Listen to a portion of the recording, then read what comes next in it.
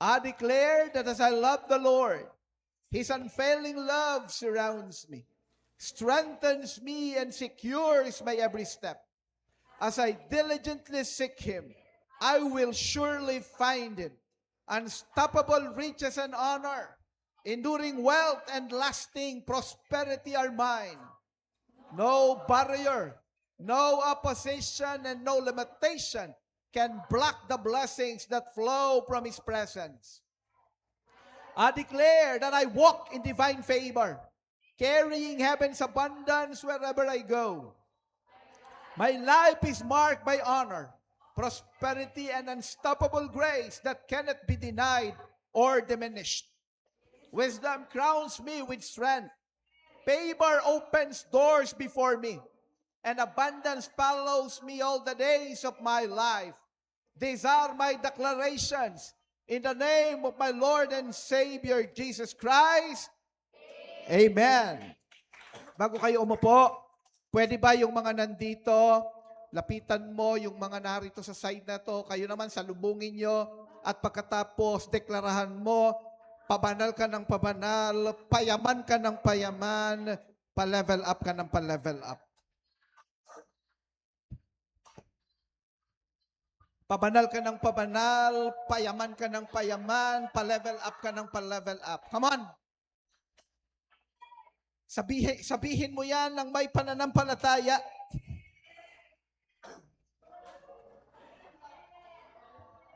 Palakpakan nga natin si Lord. Bago ka umupo, sabihan mo nga ang katabi mo, handa ka na bang yumaman? Sige po, makakaupo na po kayo. Welcome to the month of July. Tayo ngayon ay nasa unang linggo ng month of July. Hallelujah! At tuloy-tuloy ang ating tema ng taong 2026, Unstoppable Riches and Honor. Kaya halatang halata na may mga dakilang gagawin ng Panginoon kasi hinahanda niya ang pangtustos sa mga dakilang bagay na kanyang mga ginagawa at gagawin pa. Amen? Praise the Lord. Last Sunday po ay ang inyong lingkod ay nasa Christ the Rock Commonwealth. Sila ay nag-celebrate ng kanilang anniversary, church anniversary celebration. At talagang may kakaibang galaw ang Panginoon.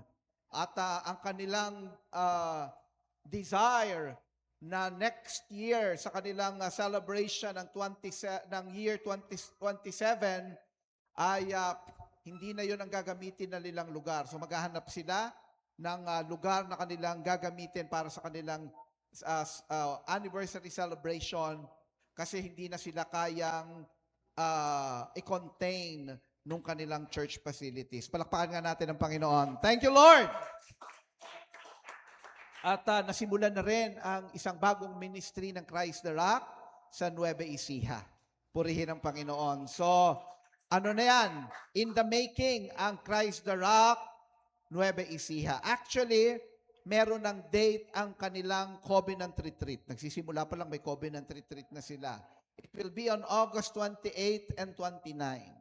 At sa gabi ng 29 ay merong Healing and Deliverance Crusade. So, baka yung iba sa inyo ay interested na sumama at suportahan ang Christ the Rock Nueva Ecija.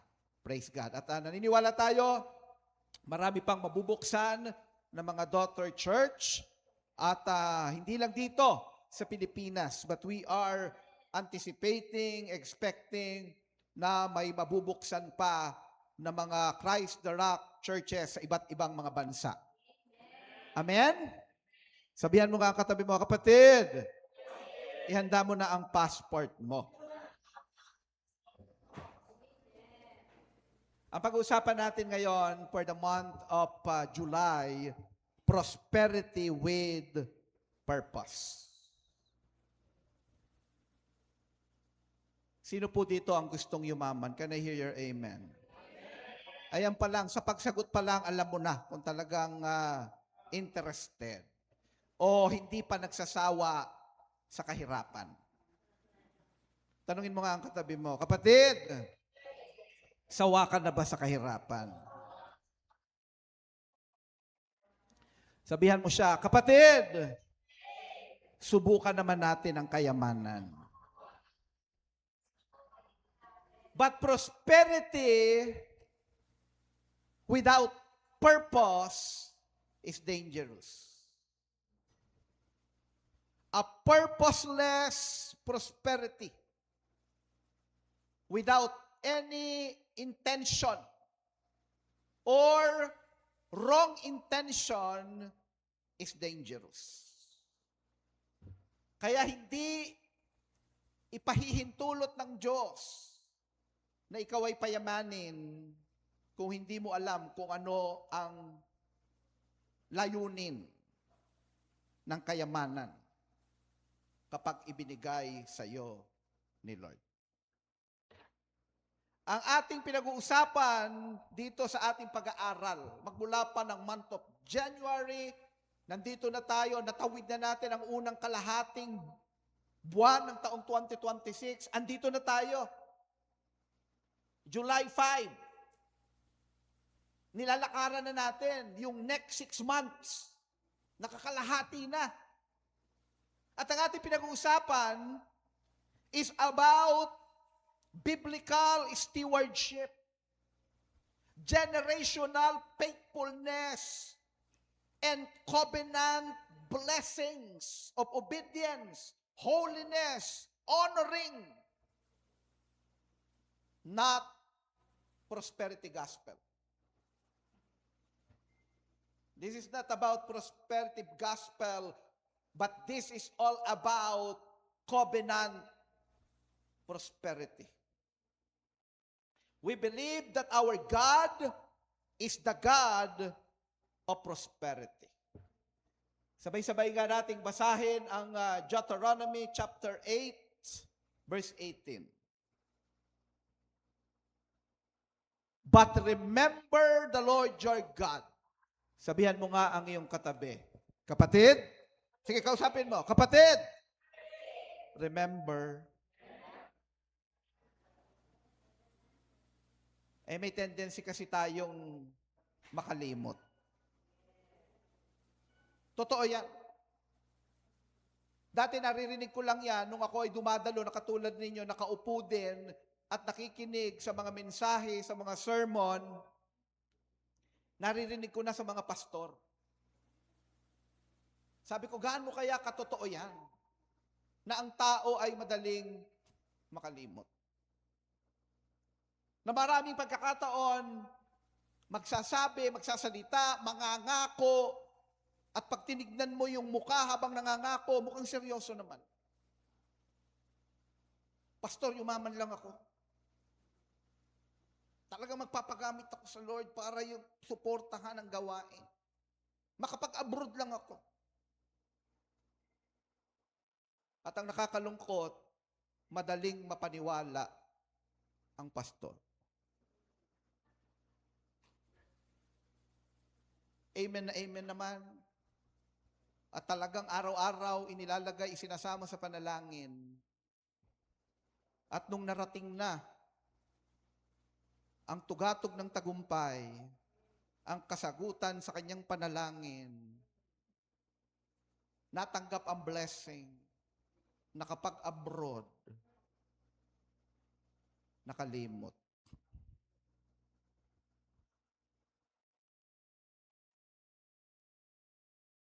Si pastor, nga. Pero mabuti na lang, walang ganito dito. Amen. Sabihan mo nga ulit ang iyong katabi. Kapatid, remember. Bakit kaya sinasabi? Kasi sa totoo lang po, naniniwala ako, marami talaga dito. Marami. Ang desire ko nga lahat. Ang payayamanin talaga ni Lord. Amen. Habang ako ay nagsasalita sa umagang ito, I want you to be sensitive to the voice of God. Na ikaw mismo marinig mo kay Lord. Payayamanin ka niya. Pero pinag-usapan natin dito, hindi lang basta yaman, but prosperity with purpose. Kaya kinakailangan, hindi tayo makalimot. Ituloy natin ito. But remember the Lord your God, for it is He who gives you the ability. Sabihin nga natin, ability. Sa ibang translation, English version, ang mababasa ninyo, power. Si Lord ang nagbibigay ng kakayanan. Si Lord ang nagbibigay ng kapangyarihan. Ang equivalent niyan ay anointing. Para tayo ay yumaman, yung kayamanan na merong purpose, may layunin, ibibigay yan ng Panginoon sa pamamagitan ng kanyang anointing. The Lord will anoint you. The Lord will give you the ability. The Lord will give you the power. At tatandaan natin, kay Lord yan galing. Kaya wala tayong pwedeng ipagmalaki. Amen. Sabihan mo nga ulit ang katabi mo, remember, pag pinagtagumpay ka ni Lord, aalalahanin mo, it is because of Him. Kaya palagi ka pa rin magpapakumbaba. Palagi pa rin tayong magpapakumbaba kay Lord. Amen! For it is He who gives you the ability to produce wealth, to gather wealth, to command. Ang iba kasing ano niyan ay authority, the power, the authority to produce wealth. At alam nyo ba na ang kayamanan inuutusan din? Amen. Binigay ng Panginoon ang kapangyarihan sa tao. Pangalanan mo. Ikaw ang magbigay ng pangalan sa mga hayop. Grabe yung galing na binigay ng Panginoon kay Adan. Grabe yung kapangyarihan na binigay sa tao. Can you imagine si Adan, nung create siya ni Lord, full-grown man. Hindi siya nagsimula na magsasalita siya, mama. Yung mga magulang, yung kanilang anak habang lumalaki at nakakapag-create ng sounds, tuwang-tuwa. Hindi dun dumaan si Adam. Pero ang kanyang vocabulary matindi. Na inutusan na kagad siya ng Panginoon, pangalanan mo. At may kakayanan siyang i-identify ang mga hayop. Grabe ang galing ng Panginoon. Siya ang nagbibigay ng galing. Siya ang nagbibigay ng husay. At may mga pagkakataon, kinakailangan nating pangalanan. Kinakailangan nating utusan. Pag may pananampalataya, kaya ang sabi ng Panginoong Jesucristo sa kanyang mga disciples, if you have a small faith as a mustard seed, you can say to this mountain, bakit kailangan pang sabihin? Hindi ba pwedeng nasa isip na lang? Na ako, yayaman talaga ako, nasa isip mo lang. Kasi baka marinig ng iba, baka hindi mangyari, nakakahiya. Wala nang pananampalataya. Because from the abundance of the heart, the mouth speaks. Sandali lang, magkaliwanagan nga tayo. Naniniwala ka ba talaga na payayamanin ka ni Lord? At yung yaman na yan, may layunin. Prosperity with a purpose. Amen. Kasi kung hindi ka naniniwala naman talaga, nagfo-flow ka lang, ang hirap sabihin ng merong conviction, ng merong faith, ng merong pagtitiwala kay Lord. Magfo-flow ka lang.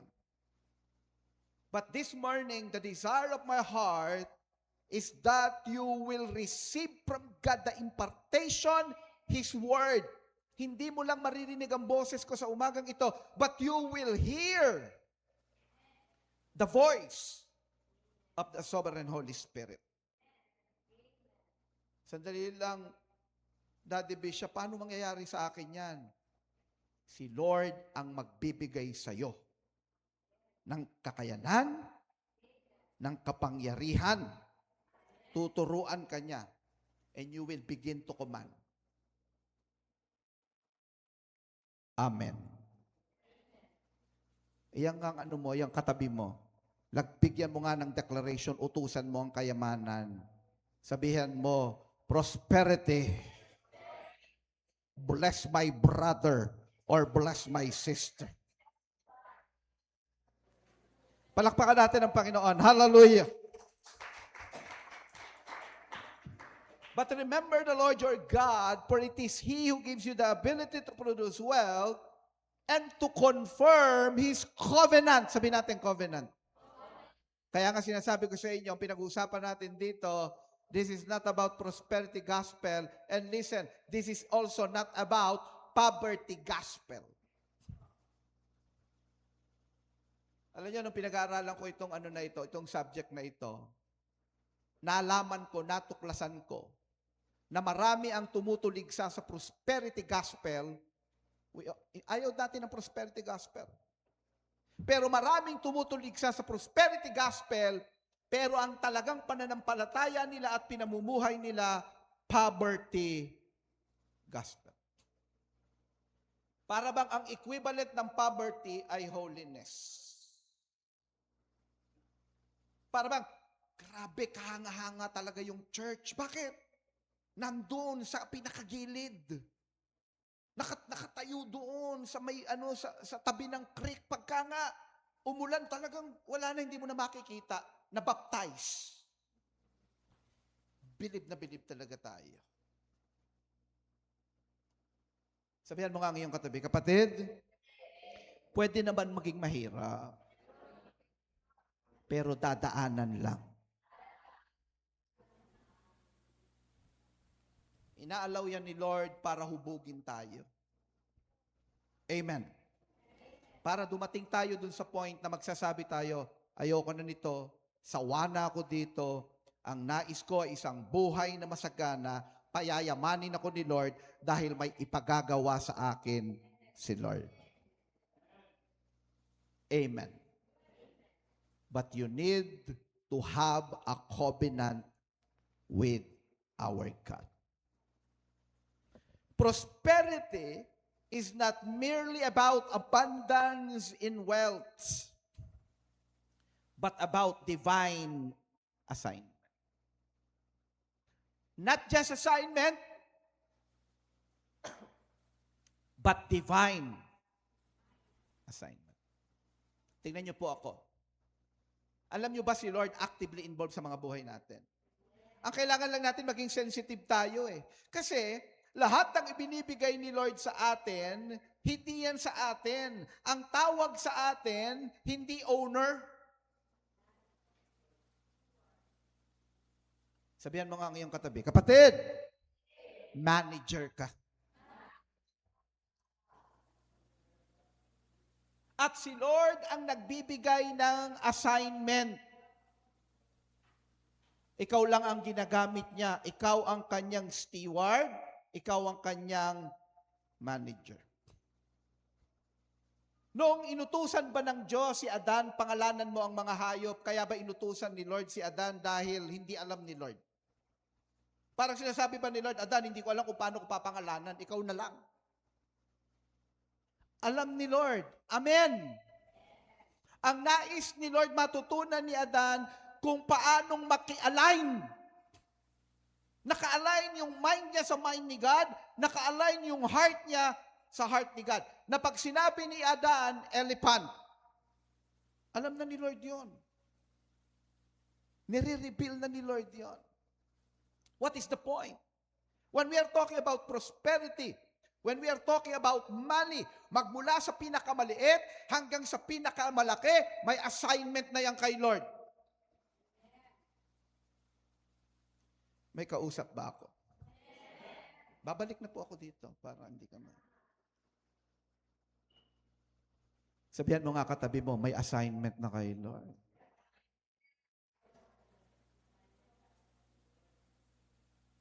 Pero pag hindi ka marunong makinig kay Lord, hindi mo aalamin ang assignment niyan. Ang pera mo walang purpose. Ikaw ang uutusan ng pera. Hindi ikaw ang mag-uutos sa pera. Pag hindi mo alam ang assignment niya. Amen. At kapag hindi mo din alam na merong assignment ang lahat, bakit may assignment? Kasi merong may-ari niyan, hindi ikaw. Ang kayamanan, merong may-ari niyan. Ang may-ari niyan, si Lord. Tagapamahala ka. Pag sinabi ni Lord, naku, may project ang Christ the Rock. Magpapalag pala ng church. Gagamitin kita. Ibigay mo yan doon. Akin yan eh. Pag di ka marunong makinig, ano ka Lord? Hello? May bagong labas kayang iPhone 18. Meron na ba? Wala pa. Hinihintay yata ni Ruth. Talagang wala pa ho.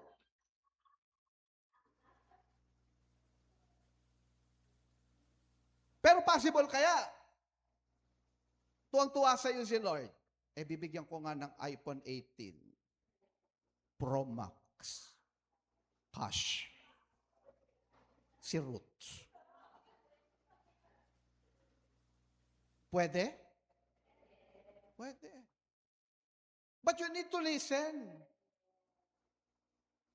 Amen. Kaya napakahalaga pala sa tao, ang nananalangin, napakahalaga pala sa tao na sensitive tayo sa pangungusap ni Lord kasi meron niyang divine assignment. At pag nakita niya, marunong makinig to, marunong sumunod to, mapagkakatiwalaan ko to sa pinakamaliliit. Kahit yung piso, inaalam niya ano assignment. Napagkakatiwalaan ko pa ito ng marami. Sabihan mo nga ang katabi mo, kapatid, payaman ka talaga ng payaman. Sino po dito natututo, tinuturuan ni Lord? Can I hear your amen? Kaya matututo tayo maging sensitive sa mga ipinagkakatiwala sa atin ng Panginoon upang ibuhos ni Lord ang kanyang mga pagpapala. Something supernatural na yung ibibigay sa iyo ni Lord, hindi equivalent sa kakayanan mo. Hello? Tignan niyo po ako. Hindi ko sinasabi na wala sa equation ng competence. Ang skill, mahalaga po yan. Pero pag in-anoint ka ni Lord, kapag merong something supernatural, nandyan ang favor ni God sa'yo. Ang mga imposible, nagiging posible. Prosperity is not earned by human striving alone, but released through covenant obedience. Because God is a God of covenant. Kailangan matutunan nating makipagtipan kay God. Kasi siya may-ari eh. At kapag ka nakita ni God, ikaw ay faithful, kasi isa yan sa requirement ng covenant, yung faithfulness, na kahit yung magkaroon ng pagkakataon, yung iyong katapatan, dahil ikaw ay tapat, anuman ang itapat dyan, tapat ka pa rin.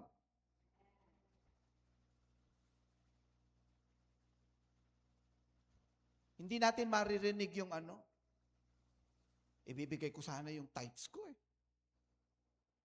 Kaya lang Biglang nagpuntahan yung aking mga kaibigan, yung aking mga kamag-anak, nakakahiya naman kung hindi ko paghahandaan. Ang tunay na tapat, kahit yung salita, baliktarin mo, tapat pa rin. Sabihan mo ang katabi mo, kapatid, dapat ikaw ay tapat. At kapag may covenant tayo kay God, that prosperity, it flows from the throne of God. When we align with His Word, heaven's resources are unlocked. Kaya dito, sa taong ito ng 2026, Unstoppable Riches and Honor, tinuturuan tayo na matutong makinig sa salita ng Diyos. Pahalagahan ang salita ng Diyos. Do not underestimate your devotional time with God. Pag ikaw nagde-devotion, wag lang, naku, ipapasa ko pa to Ipapasa ko to sa messenger. By the way, for your information, kung kayo po ay bago dito o kayo ay kasama namin ngayon sa FB Live, kapag kayo ay bahagi ng isang covenant group, we really encourage you to be faithful in daily devotion. At for the sake of accountability, pinapasa natin yan. Meron tayong messenger. Pinapasa natin yung ating devotion. At hindi lang ito basta pagpasa, pero gusto natin, kaya merong accountability para madisiplin natin ang ating mga sarili upang dumating dun sa point na tayo ay disciplined to hear, to listen from God.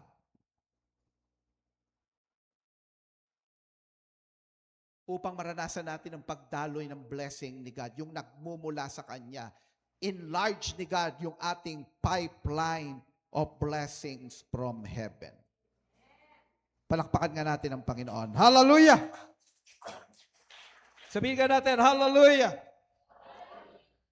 Prosperity is not the end. Hindi lang para yumaman, tapos na yon. It is the means to fulfill God's vision. Every blessing carries a mission, a divine assignment. Yan ang ibig sabihin ng divine assignment. Mission. Wealth is a tool to multiply and build churches. Raise leaders, godly leaders. Help the needy. And prosper others who will also do the same. Ano ibig sabihin nito? I want you to receive this. The Lord will prosper you so that you may prosper others. I want this to sink in. Hindi ka payayamanin ng Panginoon para makaranas ka ng malalwan na buhay at i-enjoy mo yan, nanamnamin mo hanggang sagad hanggang buto. Hindi. Kaya yung gagawin ng Panginoon para magamit ka niya to raise up others. Kasi may ginagawa ang Panginoon. God is raising up financial armor bearers. Mga kalalakihan at kababaihan na gagamitin ng Panginoon to financially support the fulfillment of world evangelization. Kaya ka payayamanin ni Lord. Amen? Kaya kapag sinabihan ka ng katabi mo, payaman ka ng payaman, pabanal ka ng pabanal, payaman ka ng payaman, pa-level up ka ng pa-level up, tatanggapin mo yan, pero ang nasa isip mo, hindi yung iPhone 18 Pro Max. Ang nasa isip mo, gagamitin ako ni Lord. Steward ako ni Lord. Merong world evangelization. The Lord will bless me. The Lord will prosper me. At gagamitin din ako ng Panginoon to raise up others. Because God is raising up in these end times covenant multi-millionaires and billionaires. Sabihan mo nga ang iyong katabi, kapatid, Ikaw ang tinutukoy. So I want to share 3 purpose of prosperity. Number 1, kingdom advancement.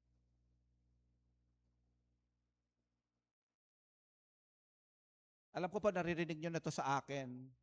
It's impossible to fulfill our God-given mission apart from God's blessings.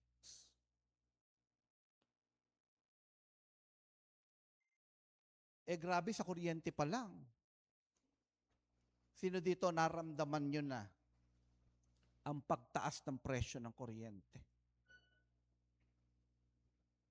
Amen. Kaya nga pwede tayong mag-decide. Air conditioning unit na lang ang ating paganahin. Pero hindi yan ang nais natin. Ang goal natin dito sa church, lamigin kayo. Kapag ka nakikita namin hindi pa kayo nilalamig, magdadagdag pa ulit kami ng isa pang aircon. Pero si Lord ang nagpo-provide. Kapag hindi tayo pinagpala ng Panginoon, wala na tayong pangbayad dyan. Mapuputulan tayo ng kuryente. Amen? Yung pag-maintain ng facilities, hindi yan biro. Alam nga naman dito lang tayo. Hindi naman yan ang mission natin. May pinagagawa sa atin. Hahayo tayo. May mga covenant leaders tayo dito. May mga inaabot para bahaginan ng mabuting balita ng salita ng Diyos, nagba-Bible studies, nagko-covenant Diyos, nagpapakain pa.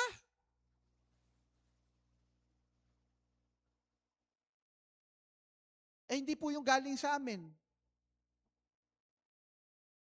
Galing na yun sa sarili nilang bulsa. Marahil, na-identify nila, itong 100 kong ito, may assignment pala. Gagamitin pala ito sa mga covenant groups ko. Kasi yung mga bina-Bible study ko, pag walang pang-merienda, hindi naman nagpupuntahan.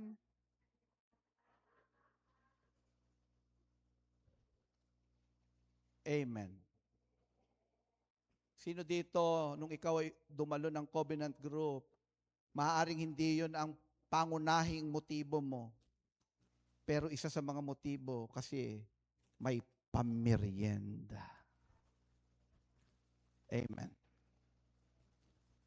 Dito sa ating gawain, pagkatapos nito ay meron tayong lunch. Sino dito nagpupunta dito dahil sa lunch? Alam mo, Daddy Bishop, kung meron nga ditong dinner, hanggang dinner, nandito ako. Wala bang dinner dito, Daddy Bishop? Wala. Nasaan po ang dinner? Nasa Christ the Raclagro. Makapunta rin. Kaya lang gusto ko ipaalam sa inyo na ang Christ the Raclagro hanggang ngayon na lang sa Jollibee. Bakit? Bakit, Daddy Bishop? Na-discover kasi nila na may mga nagpupunta hanggang lunch, hanggang dinner sa Jollibee Lagro. Na-discover na ni Pastora Cheska. Hindi po, naghanap na sila ng mas malaking lugar para po sa information ng simula next week ay nasa na sila? Metro Plaza. Ayan. So mas malaking lugar po yon. Kayang mag-accommodate ng 150 to 200. Ayan. So very challenging kila Pastora Francesca. So kingdom advancement, prosperity funds, the preaching of the gospel, the building of churches, the fulfillment of world evangelization. Wealth becomes a weapon for revival. Yun ang maganda. Payayamanin ka ang gagamitin ng Panginoon para tustusan ang mga gawain. Amen. Sabihan mo nga katabi mo, payayamanin ka talaga ni Lord. Hindi, sa totoo. Kaya ba ni Lord? O, tingnan natin. 2 Corinthians chapter 9. Sabay-sabay nating basahin, starting verse 8. Really read. And God is able to give you more than you need, so that you will always have all you need for yourselves and more than enough for every good cause. Kaya huwag kang mag-pray ng sapat. Yung Lord, ako simpleng tao lang ako, Lord. Yung sapat lang. Makakain lang ako ng 3 beses sa isang araw, plus merienda, at midnight snack. Okay na yon. Solved na, Lord. Starting today, don't pray for enough. Pray for more than enough. Lord, may mission pala ang Christ the Rock. 100 and more daughter churches pala, Lord. Magastos yun.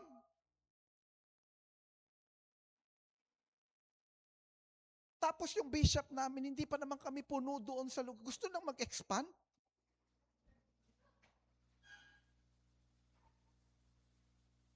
Pero kung yun ang assignment, gamitin mo ako, Lord. Sino dito ang prayer niya? Lord, payamanin mo nga ako para next year, pag ito ay in-expand namin, mag-aambag ako ng malaki. Can I hear amen? O, tanungin mo yung katabi mo. Kapatid? Sige, tanungin mo ha. Kapatid? By faith, magkano ba iaambag mo?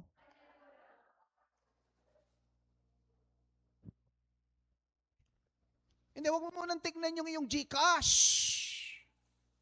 Huwag mo munang tignan yung bank account. Manampalataya ka. Amen. At pag natuto kang manampalataya, payayamanin ka na, Lord. May kinakausap talaga si Lord dito, nararamdaman ko. Because God is able. Amen. As the scripture says, He gives generously to the needy. His kindness lasts forever. Verse 10, and God who supplies seed for the sower and bread to eat. So si Lord nagsusupply, hindi lang para magtanim ka, pero para pakainin ka. Para tustusan ng iyong mga pangangailangan. Amen. He will also supply you with all the seed you need. Grabe. Lahat ng kailangan mong pangtanim, si Lord magsusupply. Nananampalataya ka, sabi mo, Lord, ito faith ko. Ang iaambag ko dyan, 1 million. Mag-iisip ka na noon, meron ba ako sa GCash noon? Sa bank account, meron ba? Hindi mo doon yun makikita. Matatagpuan mo yan sa kaban ng pananampalataya. Pero kung hindi mo kayang panampalatayaan, hindi mo nga yan masasabi. 100, okay na yun. O sige na nga, ile-level up ko na. 1,000.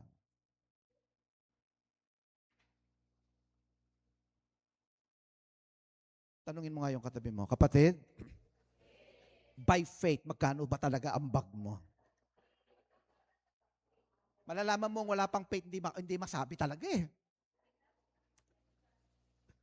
Hallelujah. Palakpakan ka natin ang Panginoon. Hallelujah.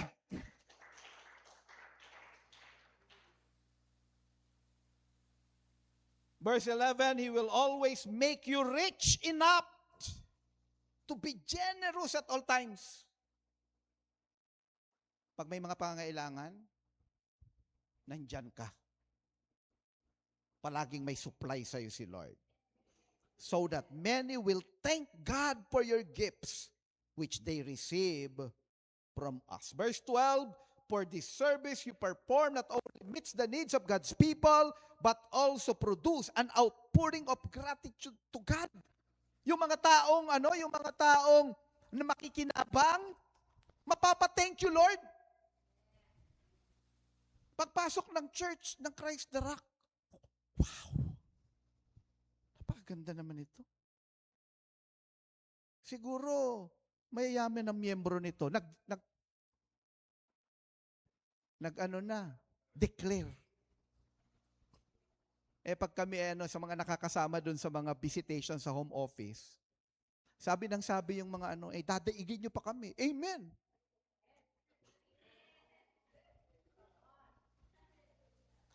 Meron kaming nabisita Meron kaming nabisita, 7 months dun sa home office, they purchased 11 million na building. 3-story building in just 7 months.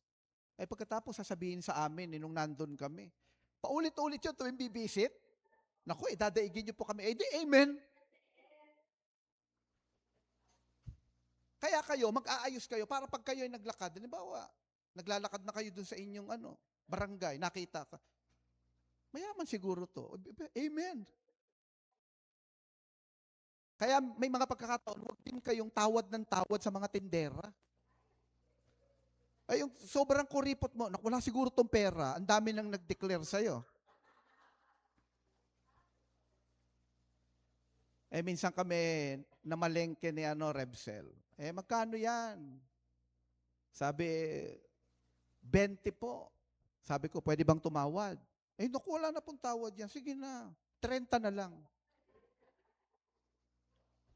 Naku, siguro sir, mayaman kayo. Amen.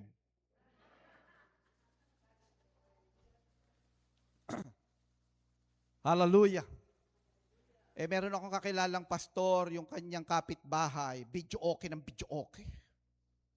Walang pakundangan. Mabuti naman kung kaboses ni Regine Velasquez. Kaboses ni Regine Requiesta. Pinuntahan niya.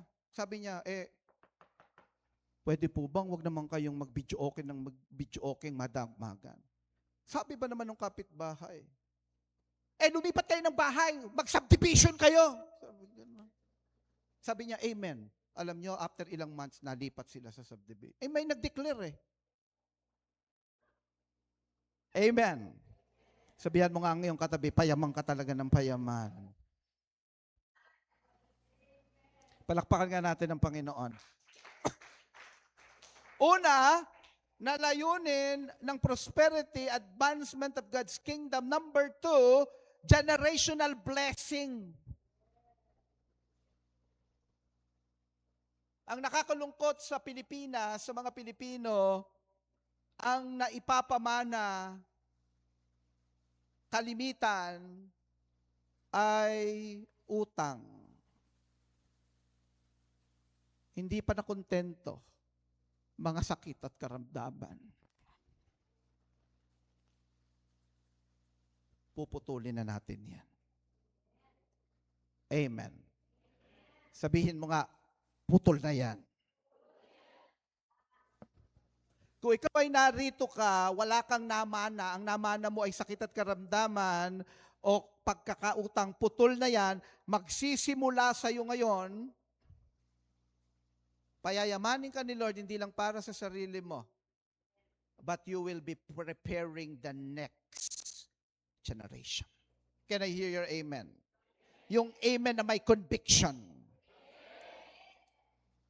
Prosperity ensures that children and grandchildren inherit not just riches, but a legacy of faith, integrity, and covenant. Kaya kung kayo ay may mga anak, kung kayo ay may mga kapatid na mga bata, huwag kayong papayag na pumupunta kayo ng church na hindi nyo sila dinadala. Maaaring inconvenient, pero may pinapasa ka. May nagtatanong nga, paano po naging pastor lahat ng anak nyo? Mga bata pa lang yan. Wala kayong desisyon, bata pa kayo. Kasi kung pagdidesisyonin ko sila, si Pastor Gideon, nung bata, grade 1 pa lang, gusto nang mag-girlfriend.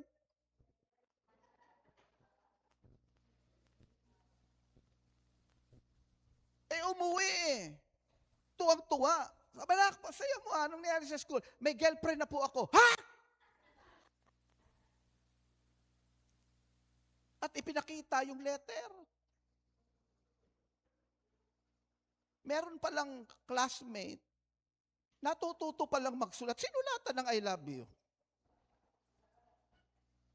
Pagbalik sa kanya ng letter, may nakalagay, I love you too.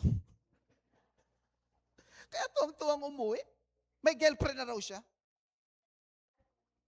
May mga magulang kasi ganon. Hindi, gusto ko silang bigyan ng pagkakataon na magdesisyon. Hindi nga marunong magdesisyon ng tama yan.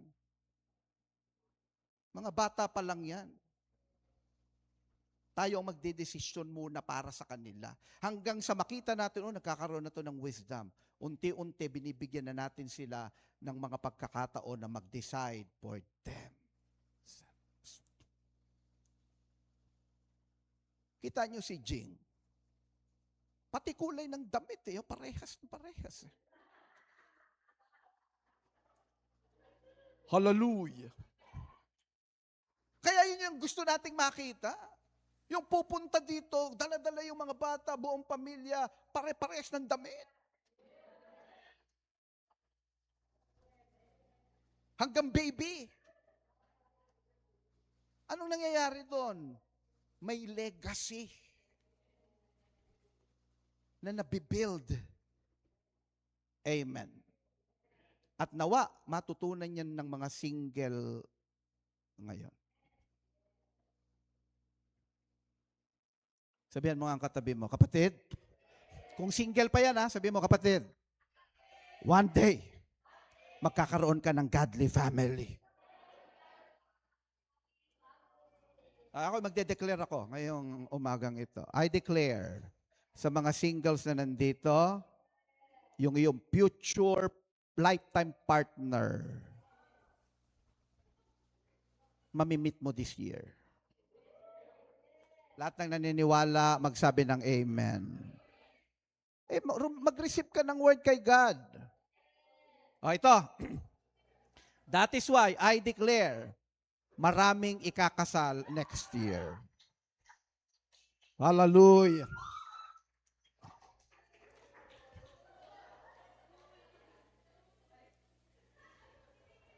Amen? Kaya alam nyo, yung mga pastor natin, sinabihan ko, ayusin nyo yung karasam nyo, marami magpapakasal.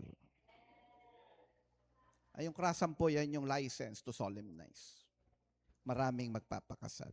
Sabihan mo nga ang iyong katabi, kapatid, congratulations. Bakit natin yung pinag-uusapan? Because our God is the God of generation.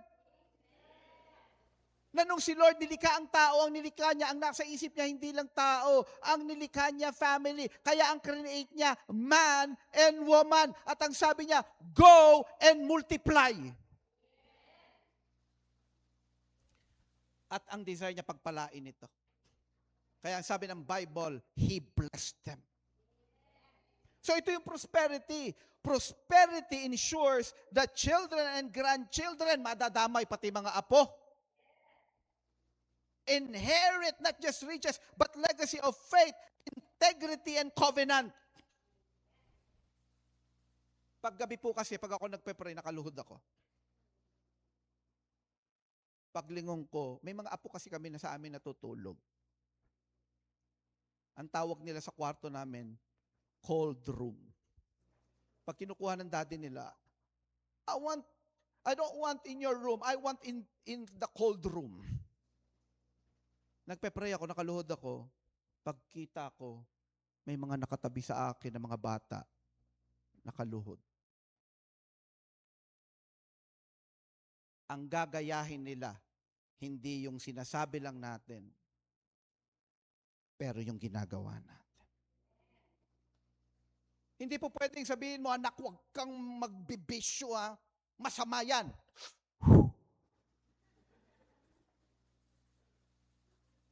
Kahit anong sabi mo, nakikita sa iyo eh.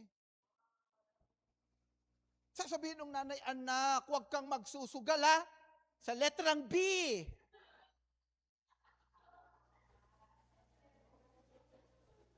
Kitang-kita eh. Bakit ikaw nagsinungaling ka na naman? Huwag kang magsisinungaling, biglang may kumatok. Sabihin mo, wala ako. Yan na naman yung maniningil. Nagkakreate tayo ng legacy. Amen?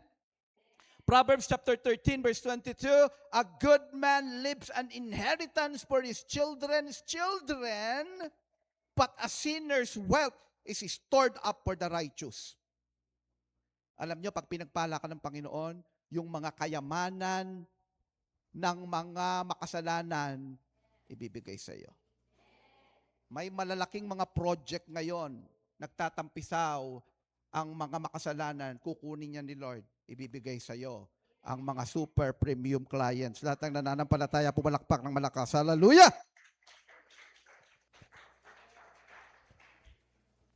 Psalm 112, verse 1 to 3. Basahin nga natin ito ng sabay-sabay. Ready, read. Praise the Lord. Happy is the person who honors the Lord, who takes pleasure in obeying His commands. The good man's children will be powerful in the land. His descendants will be blessed. His family will be wealthy and rich. He will be prosperous. Hallelujah. Hindi ako nangako niyan. Si Lord. Kaya nga hindi tayo agree sa prosperity gospel. But our God is the God of prosperity. At hindi ito ikaw lang ang makikinabang. Ang nasa isip ng Panginoon, pag pinagpala ka niya, papakinabangan ng iyong mga anak at ng anak ng iyong mga anak. Your children and children's children. Number 3, last. The purpose of prosperity is empowerment of leaders. Prosperity raises up CEOs. Ano yan? Tingnan niyo po ako. Alam niyo kung anong gagamitin ng Panginoon para ikaw ay yumaman? Gagawin kang entrepreneur ng Panginoon.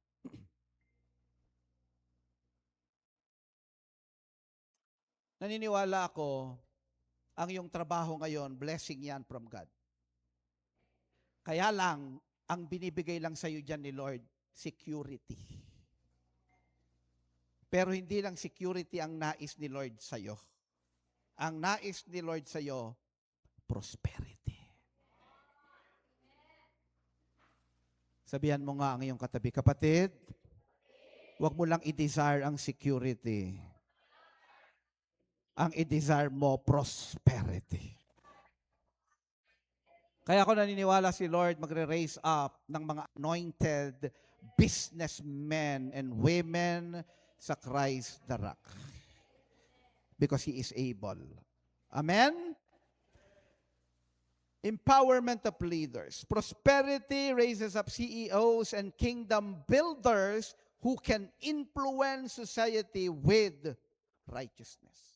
Kaya nga pangako ng Panginoon, unstoppable riches and honor. Merong dahilan bakit ka pagpapalain. Gagamitin ka ni Lord para maging pagpapala sa iba. At ang mga tao na ito i-raise up din ni Lord para maging pagpapala sa iba. Amen? Sino dito naniniwala kailangan ng Christ the Rock ng maraming multi-millionaires for the fulfillment of world evangelization? And one day, even billionaires. Amen. Sabihan mo nga ang iyong katabi, kapatid, baka ikaw yon. Tingin ko ikaw talaga yon. Basahin natin ang Genesis chapter 12. Nung inutusan ng Panginoon si Abram, kaya lang ang hamon kay Abram, kinakailangan umalis ka sa comfort zone mo. Abram, iwanan mo na yan. Kasi pag nanatili ka dyan, hindi magkakaroon ng katuparan yung aking sa'yo. Pwedeng magpatumpik-tumpik mo na siya. Sandali lang, Lord, may security dito. At sanay na kami dito. Andito mga kamag-anak ko, andito yung nakasanayan ko na to. Pero ito pangako ng Panginoon kay Abraham, I will make you into a great nation. I will bless you. I will make your name great. Yan ang plano na talaga ng Panginoon sa church, maging display center. And you will be a blessing. Para pagka ikaw, pinagpala ka ni Lord, pinayaman ka ni Lord, hindi ka papayag. Alam niyo may mga ganon? Yung pinagpala ni Lord, pinayaman, nung tinatanong, paano nangyari? Ayaw niyang i-share. Secret. Nasa isip niya, ano kaswerte? Kaya ako yumaman, pinaghirapan ko to, gusto mo, ibigay ko lang kagad sa'yo, ituro ko kagad sa'yo. Pero hindi ganun ang layunin ni Lord. Ang layunin ni Lord, pag ikaw pinagpala, pinaasenso ka ni Lord, pinayaman ka ni Lord, gagamitin ka din niya to raise up others. Amen? Covenant leader ka, abay, kagalakan mo din, makita mo yung mga covenant members mo, mga nag-aaral pa, pero one day, magiging din ito, mga covenant multimillionaires.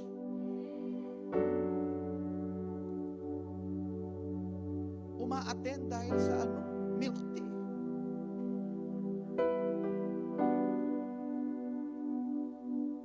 Pero one day, sila na rin ang gagamitin nila. Kagalakan ba yung one day, ikaw, kasama mo yung mga covenant, dating mga covenant members mo? Saan kayo pupunta? Pupunta kami ng Singapore. Ano gagawin dyan? Doon kami magpa-plant ng church. At lahat may kakayanan. Pinagpala lahat ni Lord.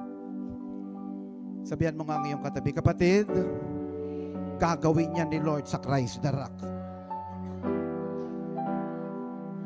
I will make you into a great nation and I will bless you. And I will make your name great and you will be a blessing.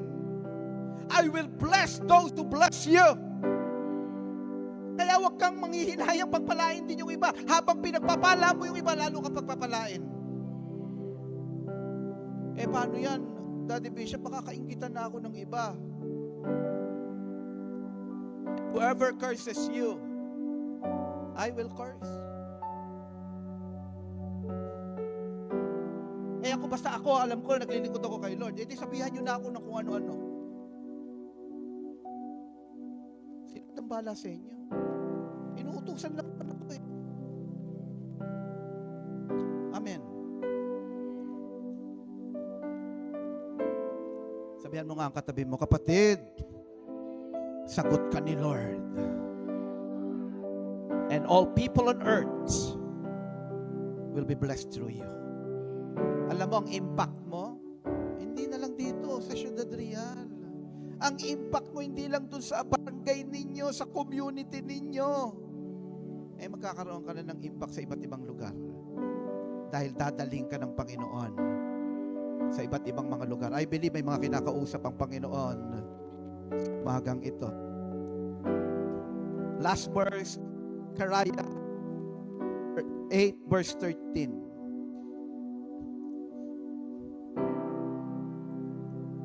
Lumapit kanina si Alex, Daddy Bishop. Ako po'y nakikita niyo ako, meron akong lapel dito. Talagang pagkaano ako, nakakakilos na. Sabi ni Alex, Daddy Bishop, talaga gumagana yung lapel niyo. Parang dinoktor na ata na dinoktor ni Alex. Ito nga, parang naguhingalo na rin eh. Kaya sabi ko kay Repsel kanina, marami talagang payayamanin sila. Amen? As you had been an object of cursing among the nations, ganun yung Israel nun. Talagang sinusumpa, exile, under captivity noon. As you had been an object of cursing among the nations, O Judah and Israel, so will I save you, and you will be a blessing. Do not be afraid, but let your hands be strong. Napakaliit na bansa. Napuntahan namin.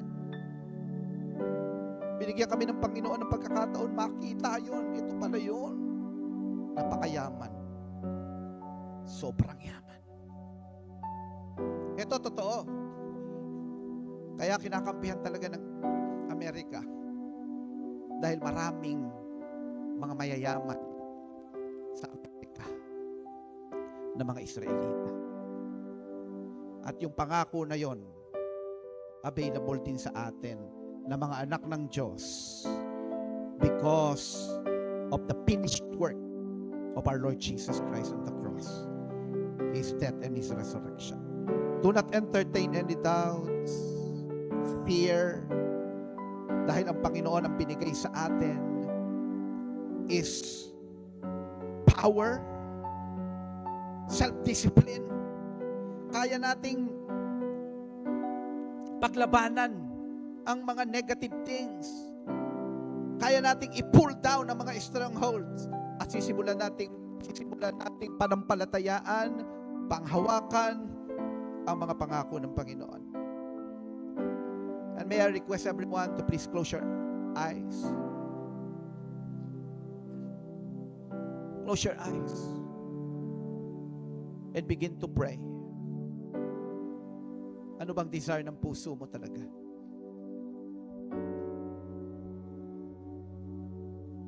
I'm not teaching you prosperity gospel. I'm teaching you covenant prosperity. Genuine prosperity that comes from the throne of God.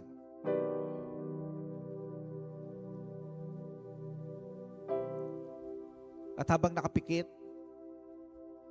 ang bawat isa, I want you to make a decision. Ikaw ba nais mo talagang payamanin ka ng Panginoon? Kasi mahal mo si Lord. Nais mong maparangalan siya sa pamamagitan ng iyong buhay. At dahil mahal mo ang church, ang nais mo, magkaroon ng katuparan ang misyon ng Christ the Rock, ang godly assignment, ang divine assignment, nagmumula sa Panginoon. If you are that person, close your eyes. I want you to stand up. Huwag kang didilat. Huwag mong gayahin yung nasa katabi mo. Kung sino nandito ngayon, nais mong gamitin ka ng Panginoon as financial armor bearer. I want you to stand up right now and make a covenant with God. Makipagtipan ka talaga kay Lord. Kausapin mo siya. Sabihin mo, Lord, payamanin mo ako at gamitin mo ako upang ang Christ the Rock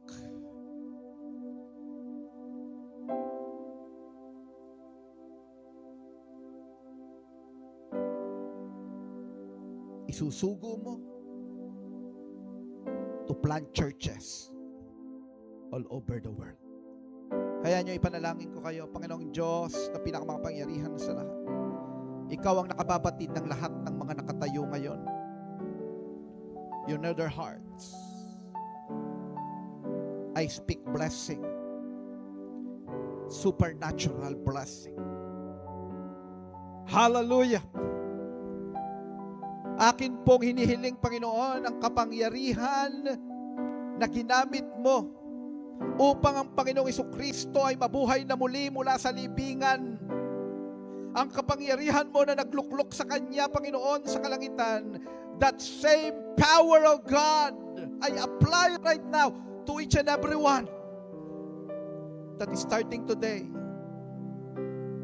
Lahat ng mga tumayong ito na nais magpagamit sa iyo, gamitin ang kayamanan, Panginoon, upang ikaw ay maparangalan. They will experience a different kind of anointing, and you will surround them with your favor, O God. Na simula ngayon, mararanasan nila ang kakaibang pagdaloy ng iyong kapangyarihan at pagbuhos ng iyong kayamanan at pagpapala. Marami pong salamat sa mga tinuturo niyo po sa amin sa umagang ito. Hallelujah, hallelujah, hallelujah. Pwede po bang hilingin ang lahat na tumayo? Hallelujah, praise the Lord. Palakpakan natin ang Panginoon in the mighty name of our Lord Jesus Christ. Ang lahat ay magsabi ng Amen.